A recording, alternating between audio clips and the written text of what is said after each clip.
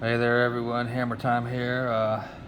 Still getting over this cold, but feeling better. Still stopped up and everything, but daughter's getting better too. I was the one who got sick first and got her sick through the middle of the week, so anyways, just don't mind me. This is Operation Konigstiger. This is the one that playing against Sergeant Schultz is Germany and No Limit was Japan. We played this game because they thought BBR was a very axis heavy and just wasn't made properly. Thought it was very axis heavy. So we decided to play them to to prove that otherwise, that it pretty much is a 50-50 split. You can win as Axis or you can win as allies, as long as your strategy's sound and you know what you're doing. Doesn't matter whether you are the Axis player or the allies player. You pretty much have a 50% chance of winning. I personally believe that. I know between only the year and a half that I've been playing BBR, I've only been playing Axis and allies really for 2 years now at all. But I know there's differences in the versions, like between BBR 3 and BBR 4 and probably BBR 5 that's coming out. But I still believe that each one, maybe one rule or something will favor the Axis or the allies. But I think overall, when you put the whole rules together, I just don't see any heavy favorites. So anyways, this is going to be a Allied victory. The Axis has surrendered this morning in the chat room in round 5. Quickly here, you can see the I won't go through them. You can pause it and look at it, but you can see what the IPC tracker board looks like. All the major powers had their tech for the last couple rounds since 4. So I will just start on one side and go to the other. And the Atlantic just had nothing. We played this is what the Atlantic would have looked like if we finished round 5. A couple Canadian transports, UK transport, French destroyer and fighter, a couple American subs.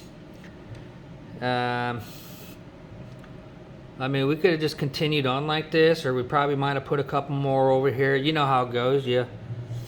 Each round you kind of change your buys a little bit and put where you need. So I can't say what would have happened over here, but I can tell you, you can see what's been going on. Absolutely nothing. Sergeant Schultz was Germany. His round 5, he went from,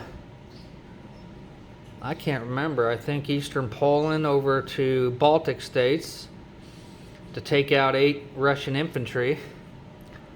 And that's all Germany there. They only reached the Baltic states and Russia came back in and took Eastern Poland on their round 5 for their bonus. And this is the madman playing Russia, and he played a mad Russia too. Look at that nice, what is this, Bryansk? No, it's not Bryansk, it's Smolensk. And he's got everything stacked up there with advanced artillery. And he was just waiting to... So as you can see, if you're here in round 5 as Germany, 6, 7, 8. So they would have got to Moscow on 8, took their money, but would have never been able to spend it. And we were going to block Stalingrad, even if he came in earlier and got here on 7, which we thought he was going to do. 8 would have been 2 southern territories, so we were going to still block Stalingrad, so he wouldn't get that point. Same with the Urals. We were going to block Urals, so that way we wouldn't have to worry about Siberia. So So that's where Germany stood after round 5. And of course, like I said, there's Russia, positioned nicely. Just waiting to take a stab at German or do his blocks to keep that safe. I mean, really, most of the action was just in the Middle East because Axis kept the Allies out of the war until round 4. So Cairo, they pretty much gave up Cairo last round. They started taking troops out because they could see the writing on the wall. This fleet was here, so it could have. I had set up to where I could either hit Cairo or Calcutta, depending on what I decided was best, and I did go for Calcutta. So now I was going to bring the transports back to add to the 2 transports here, so that would have made 6 transports to land in Cairo. And so Cairo was going to fall, just a matter of when. Would it have been UK 6, but at worst it would have been UK 7. So Cairo would have fallen in this game. The Italians have nothing. All they could have brought over was 2 infantry this round. I doubt he would have bought a minor because he would have known the following round on 7 it definitely was going to be crushed. So basically all Cairo could do was just add 2 more infantry and that'd be it. Like I said over here, Calcutta just fell. And then the Americans, the chaplain, came in from the Carolines and put his fleet here in 36 off French Indochina and took the island and the 2 territories. So Japan couldn't land his air force on that little island. And he kamikazed and took away the minor in Shanghai and moved over in 2 different stacks his Chinese forces to come on in and move on up. He laid down more fleet over there. And then Anzac would have, our plan was, the Anzac ships were here, so we moved 2 into 19 and 2 into 18 to block 6 warships. So basically, he was not going to be able to come down and hit this fleet.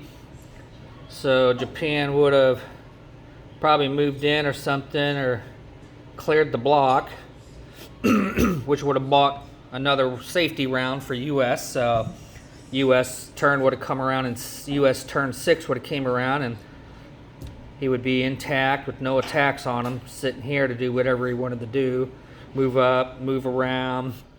And that was what UK was going to do then. Transports back to set up for Cairo. And the fleet, the battleship, aircraft carrier, 2 cruise and destroyers were going to move over here with the American fleet. If we decided to stay 1 round, as we're getting those guys up. With a fighter on it, and there's 2 Anzac fighters there. So we would have had a hefty defense here. Adding a couple more planes here. We could have landed because No Limit had bought an airfield for Kwanzi. So we would have had a scramble also. So because Japan last turn had just taken his fleet from here and moved that back and bought 3 aircraft carriers. He's got a formidable defense there, but when you attack with those aircraft carriers, as you all know, they don't have any attack value. So really, he's only got his air force and a couple battleships, a couple cruisers, and 1 destroyer and a sub. That's all he would have had to come down here. That's why those 2 Anzac ships in either one would have blocked those attacking value ships. So, his fleet looks good, but a lot of transports and a lot of aircraft carriers, which we wanted to get here. We decided to get here because that fleet is much more powerful when you attack it when those aircraft carriers are defending at 2s. A along with beefing up the cruisers. So this fleet is much more powerful and makes them much more weaker when we get here and force them to come down and deal with us. So that was what we finally, in our group chat, finally had decided, let's get here and force them to attack us, and we'd have overwhelming odds. So Chapman played a great game over here. I mean, we decided he just went 100% in the Pacific, and I know it didn't feel right, but he kept, he said it in his videos, he kept saying, man, just doesn't feel right with having Atlantic Bear. But as you can see, around 5 surrender by the Axis, so feels pretty good not to have anything over there when you made the Axis surrender like this. As you all know, playing BBR, that's quite a feat to make a surrender in round 5.